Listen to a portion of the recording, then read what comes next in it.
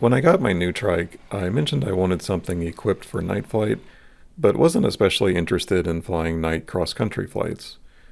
There are two reasons for this. First, I primarily fly to sightsee and there isn't much to look at when everything is black. And second, the difficulty in evaluating emergency landing options at night makes night flying inherently more dangerous. Having said that, I did have a goal of flying over the city of Houston at night. Specifically, I wanted to fly down the I-10 VFR flyway between Bush and Hobby's surface-level Bravo airspaces, as this route would take me right past downtown Houston. The lights from the city would make for plenty to see, and I felt that it could be done reasonably safely as long as I stuck to flying over major highways, ensuring I'd have a visible landing option below me at all times. After getting a landing light installed, I spent an evening doing night landing practice and fulfilled the FAA's night currency requirements. So I was comfortable landing at night, but I hadn't flown a night XC since my training, and I'd never done one solo. We had a few days of ideal conditions for night flying in mid-August with a supermoon, clear skies, and light wind, but before flying over the city at night, I wanted to do a less ambitious night XC, so planned a flight to Victoria after its tower closed. This would be a straight shot southwest from Wharton down US 59.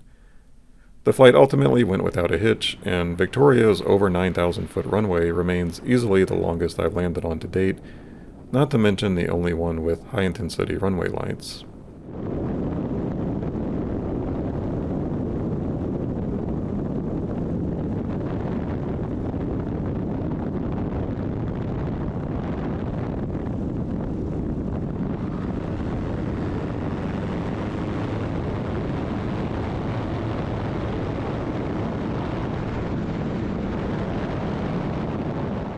After this flight, I felt prepared to fly over Houston the next day. My plan would be to follow US 59 from Wharton to Houston's I-610 inner loop and take the loop north to I-10. Although I could reach I-10 through the Beltway or 99, flying the 610 would allow me to see the skyscrapers of the uptown district from the air. I would have to be very careful in this area to maintain the FAA required 1,000 feet over any buildings, while staying below the Bravo floor at 2,000 feet. The biggest complication is the Williams Tower. Topping out at 974 feet, flying 1,000 feet over it would be impractical, so I'd have to maintain a 2,000-foot lateral clearance from it instead. Staying east of 610 at 1,600 feet would allow me to maintain required building clearances, while staying 400 feet below the Bravo shelf. Once at I-10, I'd head east past downtown to Baytown, where I'd perform a touch and go before reversing my course for the return to Wharton. I planned to take off around 10:30 p.m. Besides ensuring minimal air and road traffic, taking off this late was required to avoid a temporary flight restriction around Minute Maid Stadium due to an Astros game. It would also mean Sugar Land's tower would be closed, making it easier to transition through its airspace.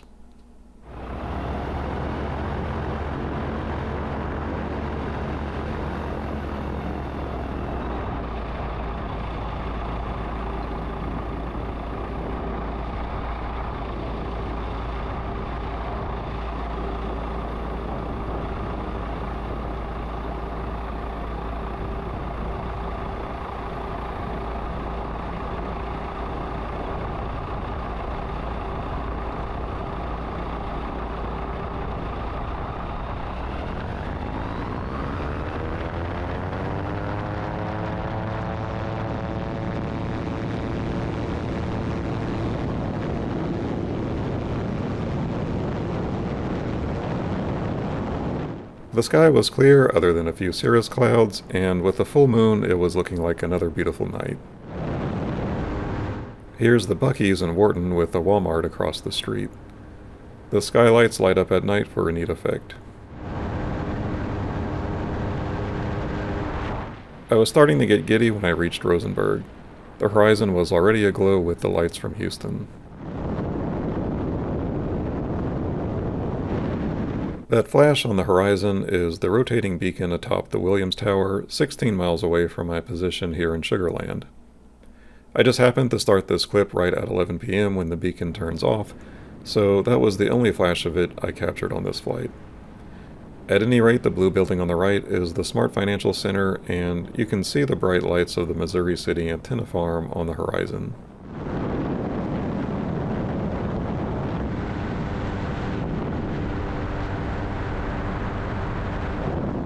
Things were really starting to light up as I approached the intersection with 610.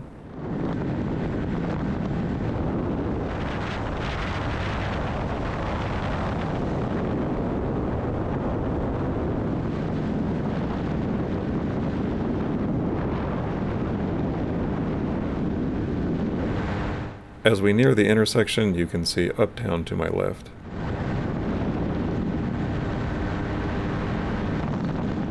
The Williams Tower is nearly twice the height of the surrounding buildings.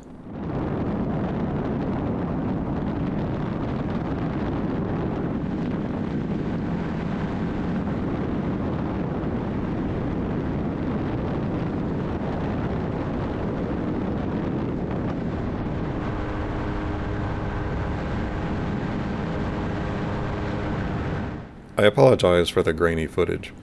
I would eventually tweak my camera settings to capture better video at night, but this was my first attempt.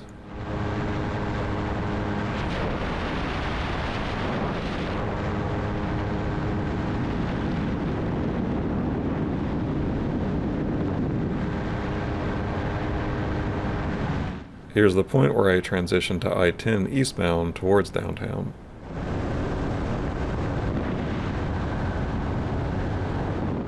Approaching downtown Houston was pretty surreal.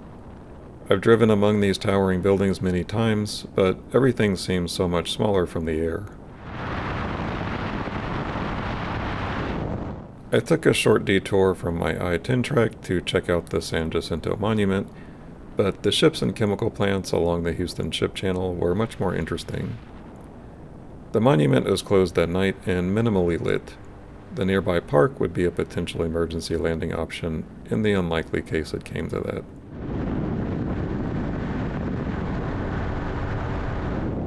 My journey east ended with a touch and go at Baytown, just south of I-10.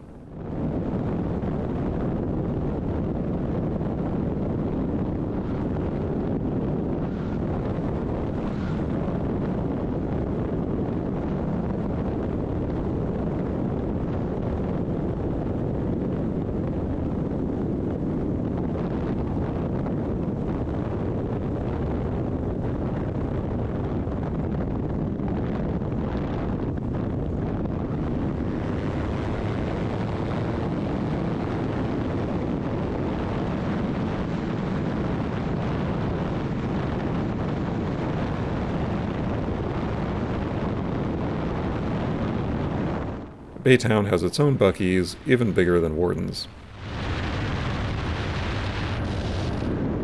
Then it was back down I-10 for another pass at downtown.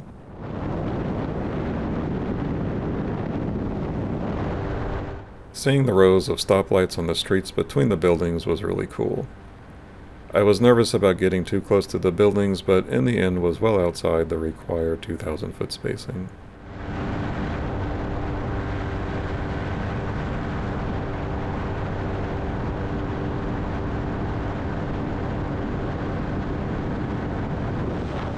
And here's Uptown on the return track down 610. I haven't flown over this area since this flight because I've since realized that although I'm several hundred feet below the Bravo shelf here, airliners on approach into Hobby get very close to the Bravo floor. I may consider flying over this area again if 3-1 is in use, but otherwise I'd only do it with flight following. Fortunately, on this night it was so late traffic was virtually nil.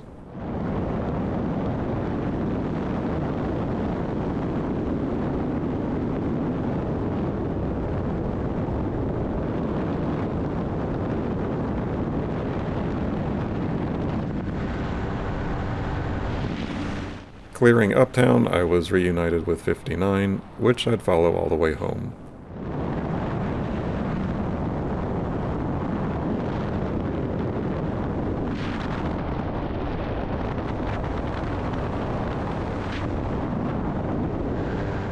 Lights became sparse again past Rosenberg, with a few random beacons like this Dollar Tree distribution center.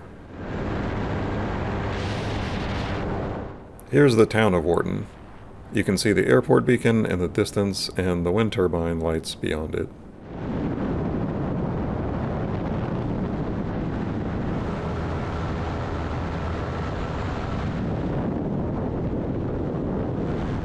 Crossing the runway midfield was honestly the most disconcerting part of this flight, as there are no lights past the airport.